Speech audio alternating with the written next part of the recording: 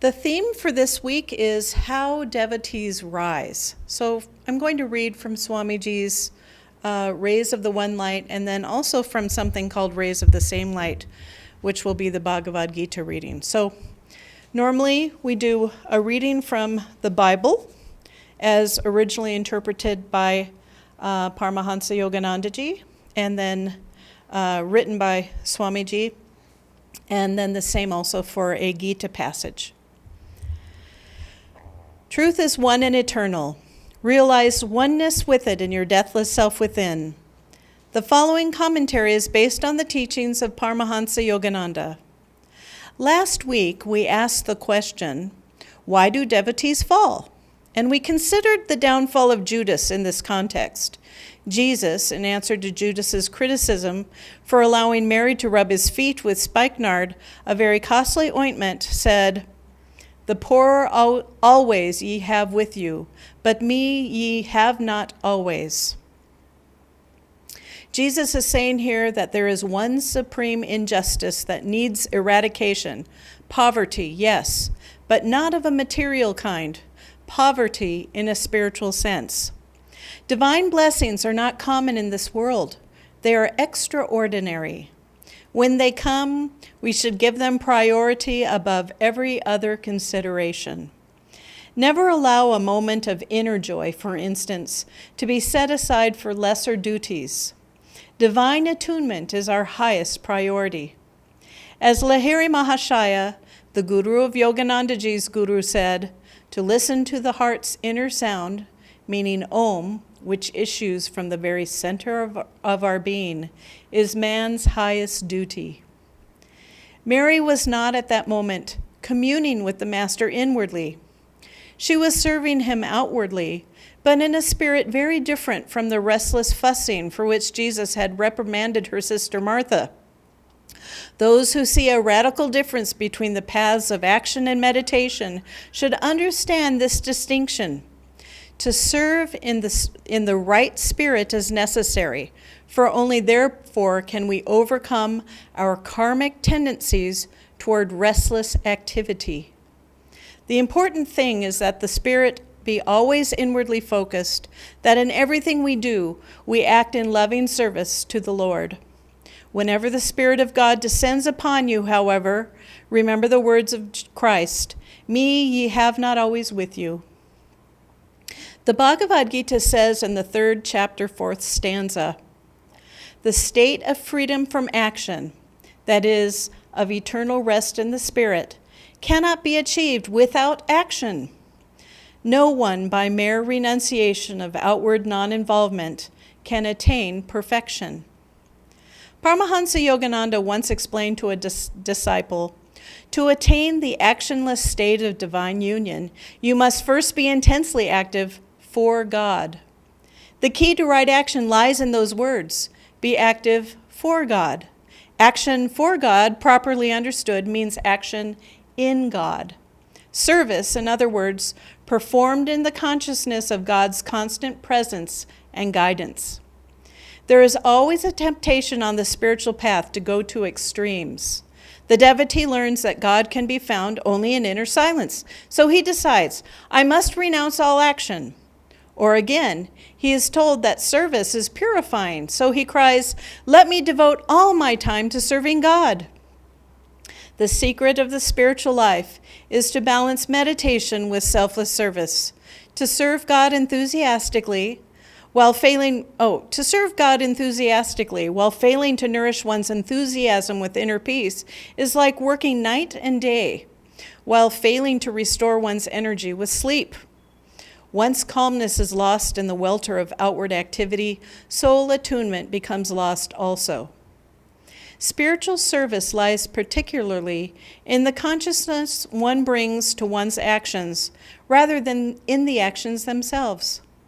People whose consciousness is centered in their bodies tend to confuse productivity with physical exertion, as though digging ditches were more productive than devoting one's life, as Socrates did, to the serene pursuit of wisdom.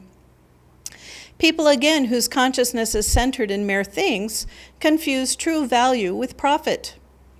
If we want to please God, Our consciousness must be centered in him. What we actually accomplish for him outwardly is of lesser importance, for God is always pleased in himself. He is bliss itself. It is we who must feel his smile in our hearts. We must strive to feel his presence with us, not only in the inner silence of meditation, but during activity. Right spiritual attitude is difficult to maintain if it doesn't spring from an inner upliftment of consciousness. The longer and more deeply one meditates, in addition to working for God, the closer he will approach the divine ideal. Indeed, there comes a time on the spiritual path when the balance shifts from outward to inward activity. The practice of meditative techniques, important for calming and concentrating the mind, become one's spiritual work. This too is activity, and should be performed as outward services in a spirit of loving offering to God. Meditative service, again like that outward work, must be balanced in ever deeper levels of consciousness by the stillness of inner communion. The more deeply one meditates, the less necessary it becomes for him to engage in outward activities at all. At the same time, one must be faithful to one's duties in life. Meditation should not be made an excuse for avoiding dutiful action. A good rule regarding the length of meditation is to meditate as long as circumstances and inspiration allow, and then to carry that inspiration out into activity, consciously impregnating everything one does with peace and joy. As Paramahansa Yogananda put it, be ever actively calm and calmly active. The important thing is to keep the mind alert, willing, and creatively aware. Be always even-minded and cheerful, Yogananda said. If fatigue comes, whether while meditating or acting, never accept the thought that you, in your true inner self, are tired. Never allow yourself to sink into mental dullness or apathy. Tell yourself simply, my body needs to rest. One who goes to sleep with the thought of exhaustion will wake up the next morning tired still, no matter how many hours he sleeps in the meantime. But if, despite his exhaustion, he falls asleep with the strong thought, my body needs rest, but tomorrow I will rise again to serve God with enthusiasm, he will awake the next morning completely refreshed. Dynamic vitality or listlessness, both of these depend on the thoughts one sends or carries with him into subconscious. The greater the will, Paramahansa Yogananda used to say, the greater the flow of energy. Action for God, when the zeal for it is derived from the joy of meditation, is one of the best ways of stimulating the will and of lifting our consciousness to that dynamic state of bliss from which the entire universe sprang. To act with the consciousness of God's joy within is the best way of pleasing him, whose only sorrow, if we may call it that, is that so many of his human children have closed themselves off from his joy. Thus, through Holy Scripture, God has spoken to mankind. Om, Om, Om.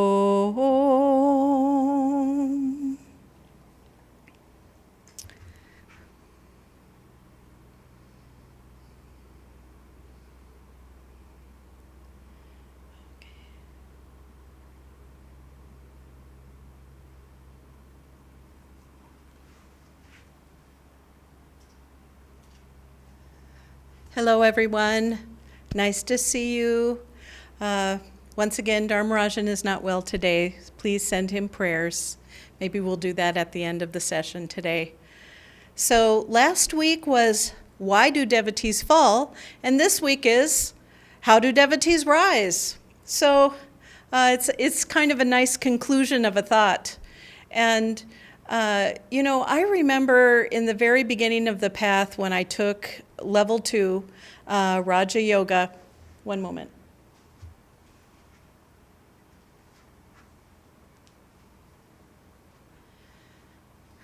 And I was thrilled with every word that Swamiji wrote in the Raja Yoga book. Now, I can't claim that I comprehended everything, and to this day, every time I pick up that book, it is so all-comprehensive it really is a lifetime book, and I recommend any of you who have the larger version of the Raja Yoga book, which is Swamiji's book that has 14 chapters. It's very comprehensive. I recommend that you read it. It's just so fulfilling.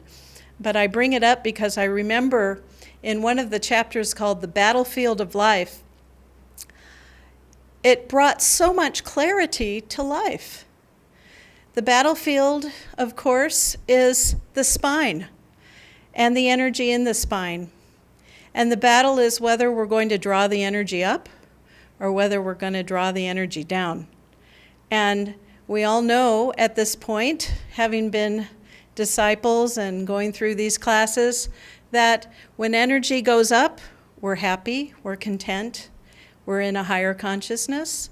When the energy goes down, boom, we're now depressed or extra tired, critical, fearful, perhaps feelings that we can associate with being in quarantine and having a virus circling around all the neighborhoods in our houses like a evil devil running around Chennai and running around the rest of the world.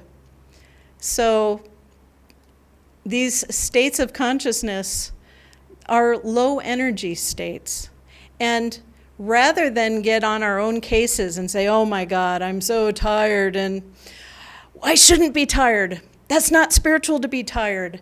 And oh, I'm so depressed. I shouldn't be depressed. That's not spiritual to be depressed. Or critical or negative. I don't feel like doing it. No. Those are actually clues that all we have to do is take the step to raise the energy. That's all we have to do. And it's as if it's night and day, isn't it? When we, let me adjust the AC, one moment.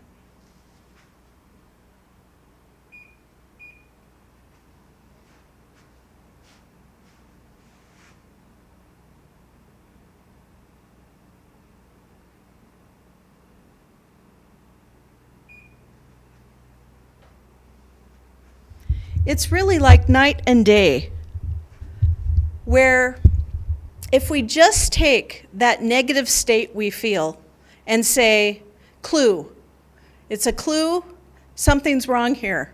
What do I need to do?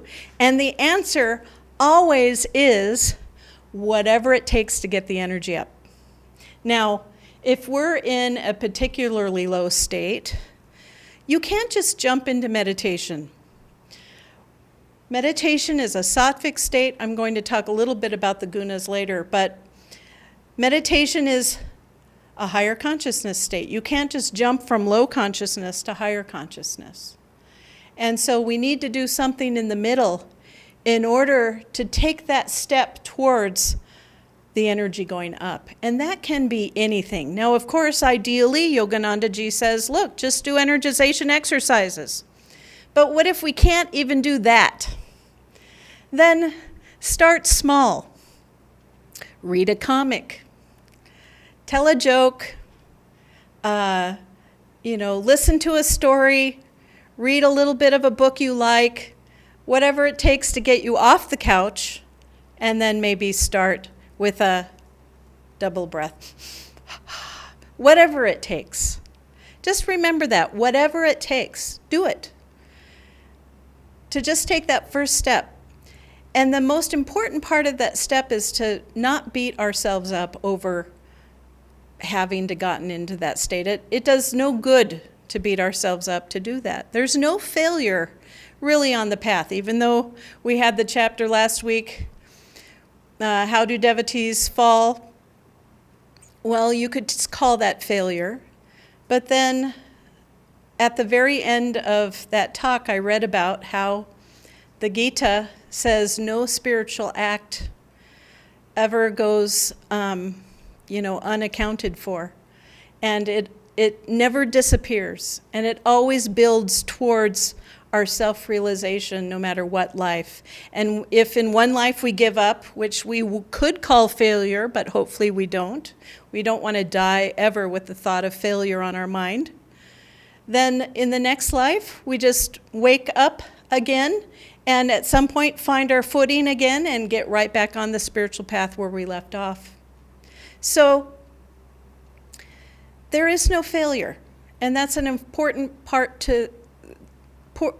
important thing to think when we're thinking about how devotees rise. In fact, it's very important because just the thought of I'm not a failure can raise the energy. Maybe my body is just tired. Maybe there's an emotional issue that's kind of blocking my energy. Whatever it is, try and release it, but get back on the horse, meaning get the energy rising again. Why? Because it's just so joyful to be in that state. It's so joyful, it's so creative, it's so inspiring to live in the state of God consciousness. And then I've heard many devotees in classes say, but I don't do that perfectly. And it's, who cares? We start small. We start with some spiritual consciousness. We start with some inspiration. And over time, that inspiration grows and grows. And also our motivation to reach that state grows and grows as well. And at some point, we reach a state where that motivation, where that inspiration is always there. That's what we're striving for, to get to that place where it's our habit to naturally be in an uplifted state, and the feeling of the energy going down just doesn't feel good anymore. I don't like that feeling.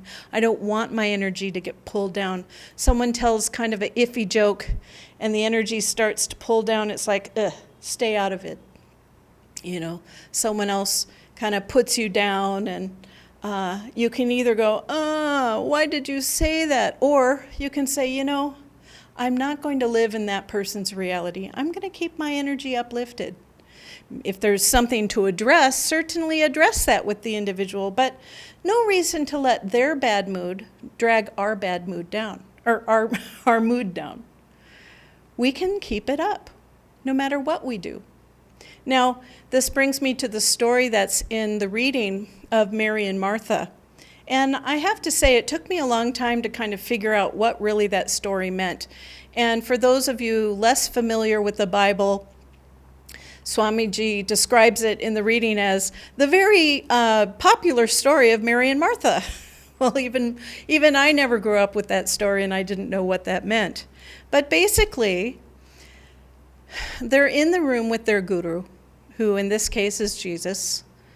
And Martha is, running around getting the chai, getting the muraka, getting the idli and the sambar for everybody.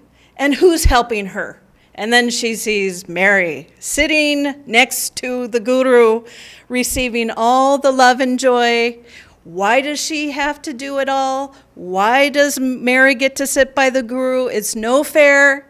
And sometimes if you just read that story without Yoganandaji's interpretation, you think it means, well, I should finish that. So then Martha says to Christ, look, I'm doing this all. And Christ says, you're lacking inner peace. It's like, wait a minute, that doesn't really address, I'm doing this all. And so the way that story can be interpreted, which is not correct, is that Martha is in activity, is doing activity, and Mary is sitting receiving the energy from the guru. And people think of it as activity in this way versus sitting with the guru, one or the other. But really what it is the consciousness of that activity in Martha and the consciousness of Mary during that activity herself. Someone asked me in a class many weeks ago, and I wish I would have answered it better, and maybe you're here. Let's see. Nope. I just looked at the people. The person said, but what if I am serving so much and doing everything and everyone else is just sitting around doing nothing? So this is the Martha thing happening there. And I wish I would have remembered this story. I might have been able to answer the question a little better. But the answer to the story is, had Martha put herself in a higher state of consciousness, in communion with the divine while she was serving, yes, it may be a true fact that she was doing it all herself. But if you put yourself in a higher state of consciousness and trust the divine, you never know what happens. What if she put herself in that state of the divine, and then what if her guru would have said, come, sit next to me. You're showing the right spirit, Martha. Come sit next to me. And so that could have happened. But Martha didn't give it a chance. What if we are over-serving like that, and we put ourselves in a consciousness of God?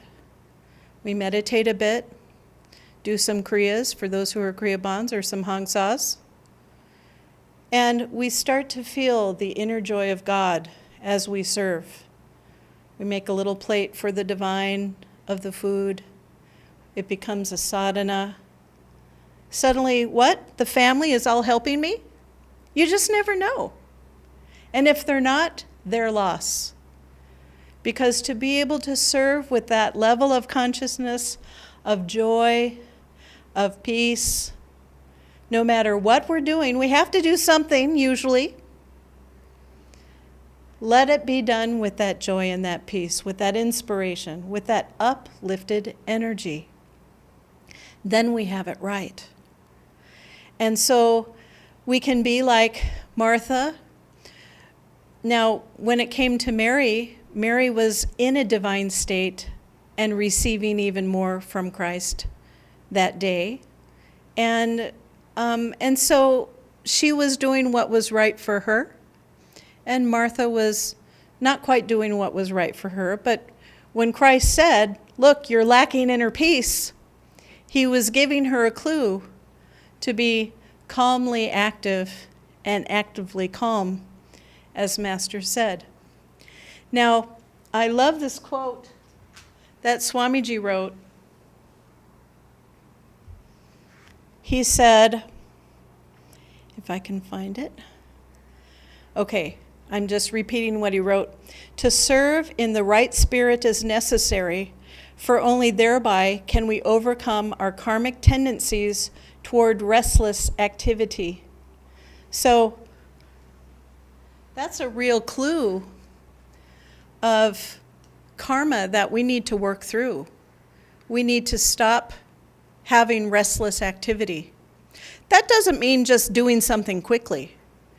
It means doing something without the thought of the divine in our mind, without doing it with the Guru, with Swamiji, doing our activity with them, rather than get this done so then I can finally meditate. I got to get these things done. But if you instead enjoy the moment, you can be in the moment with the divine, and it doesn't matter what you're doing. You can just feel that presence of God so strongly in everything you do. It's just a joy. It's a blessing. It brings that bliss. That it's a saying yes tendency rather than a saying no tendency. Swamiji had an album, a musical album out early called Say Yes to Life. And that's often been a theme of things he's said, to say yes to life. That's the same as saying yes to bringing the energy up the spine. Saying yes to life. Feeling that heart open. You know, I've been in states where I'm thinking if one more person asks me to do something, I just can't take it. And, you know, my heart is closed when I'm feeling that way. I'm not in the divine when I'm feeling that way. And, you know, that just means for me, take a break, try and bring the divine back into it. Do a little meditation, do some kriyas, do whatever it takes to try and open the heart again and try and be in the divine in that moment. I find it very unpleasant to have my heart closed, very unpleasant. I do everything I can. I'm not saying, oh, I'm such a heartful person. I'm just saying for myself, I do everything I can to try and keep my heart open because it's painful to have the heart closed. In fact, some people, when their heart is touched and their heart suddenly opens, they cry, they weep because their heart was so tight, so closed, so used to just being kind of a rock. But we want the heart to open. It's the only way energy is going to pass through the Sushumna up to here. Otherwise, it's stuck. When the heart is closed, energy is stuck here.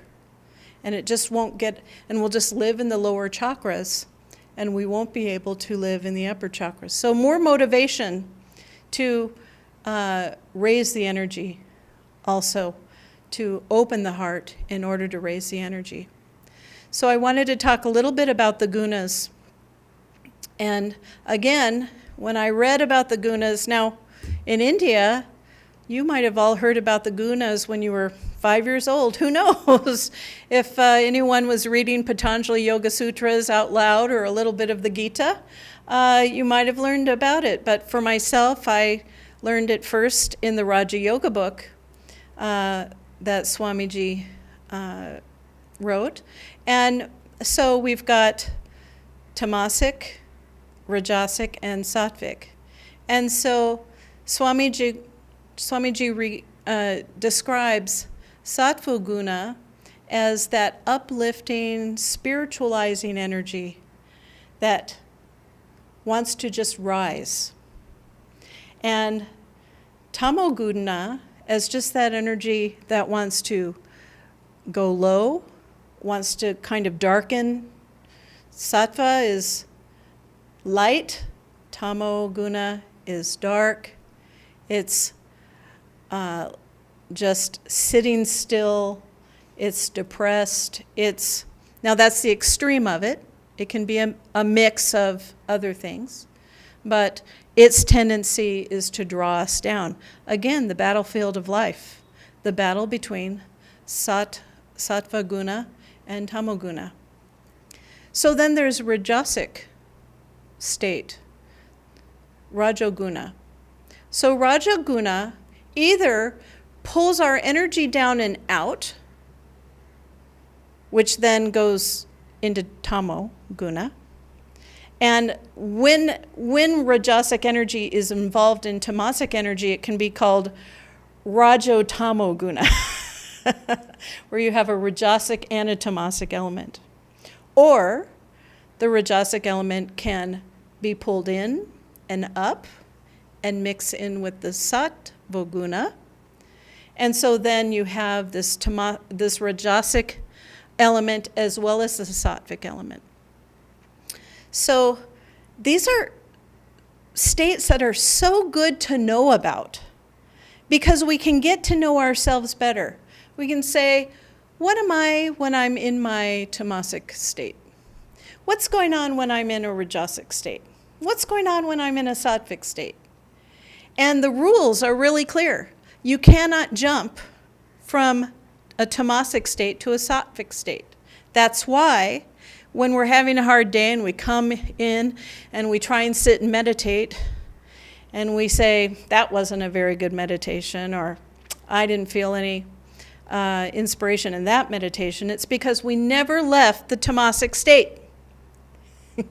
When people say, oh, I'm not experiencing anything during my meditation, it's because you're still in a tamasic state. Got to raise the energy. And if one energization exercise didn't do it twice.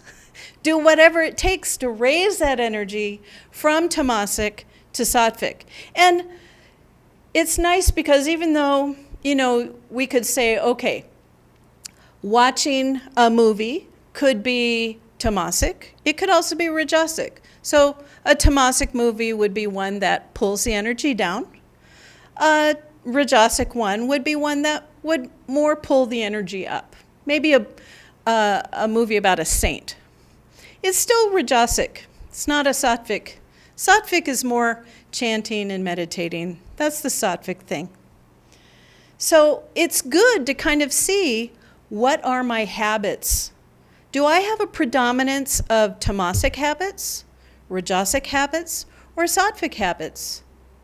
And if the answer is tamasic, Rajasic, then there is no mystery why the meditations are not going very well. There is no mystery at all, because we're not living in a sattvic state. Now, with the energy rising, maybe we're doing housework. Okay, housework could be Rajasic, where we're just, okay, I'm doing this, I'm doing that. Or it could be Rajasic Sattvic, where we're doing housework with the thought of God in our minds. So that would be a state taking us to the Sattvic. Or playing with your child. You can play with them wildly, get them all wound up. That would be Rajasic. Or you can take their energy that they have and direct it. Direct it into a fun project that focuses their energy. Direct it into some uplifting activity that feels so happy for everybody. That's where you can take a Rajasic activity and make it Sattvic. So there are things we can do in life. And rather than listing, that's definitely tamasic, that's definitely Rajasic, you know when something is tamasic or Rajasic or Sattvic. You know when your consciousness has been pulled down by an activity, and the fruits are in the results. The fruits are the results. The fruit of our meditation are the results of our daily life. If we're living in the just tamasic, Rajasic, we're going to have a real restless meditation. But if we do things throughout the day to try and add a little inspiration here, add some God consciousness there, we find that by the time it's time to meditate, that, wow, we feel a little more uplifted already before we're meditating. Then we take that state of upliftment that we're already feeling into the meditation. Then we blow on that puff of inspiration that comes. Master would say, blow on a tiny bubble of inspiration. And so you already have kind of a bubble of inspiration happening, and you bring that into your meditation, and that inspiration gets bigger. And you're doing your technique while the inspiration gets bigger. Hang Sa or Kriya or Om. And then it's time to sit in the silence. By the time you're in silence, you're in an inspired state. Then you sit and you enjoy that state. And if you've been working towards having that state before meditation, it will happen for you in the silence. And then that's everything. To be able to have that experience of God in the silence of meditation, that is true meditation. The other part of meditation is technique. True meditation happens in the silence. That's what we all want. We want to feel that divine joy, that divine love. We want to feel bathed in thy light. Bathe me in thy light, bathe me in thy love, bathe me in thy joy. We want to feel all of that in that meditation. And then what do? Then it's so easy after you've had a meditation like that to bring it into your activity. And then you're really going. You're in the airplane for the day, and you have taken off, and now things seem effortless. The thing that I really love about meditation and higher consciousness is the creativity it inspires, and the creative decisions it helps us have. It's just so much better, and it gets us out of critical consciousness. If you've ever been in a room and someone comes in and they're like, I don't like that, what's that? And they seem really superior when they're doing it, and you're kind of, oh my God, I wish I were a little more perfect. Wow, you're so superior. But that is a low energy way of being. So don't let them fool you. When someone comes in kind of critical and intimidating, they're being low energy. What's the solution? Raise your energy above that. You won't be touched, or you'll be touched less. And the more and more you practice that, the less you'll be touched. And you won't be dragged into that. Although Master has a really fun chart where he talks about when two magnetisms meet.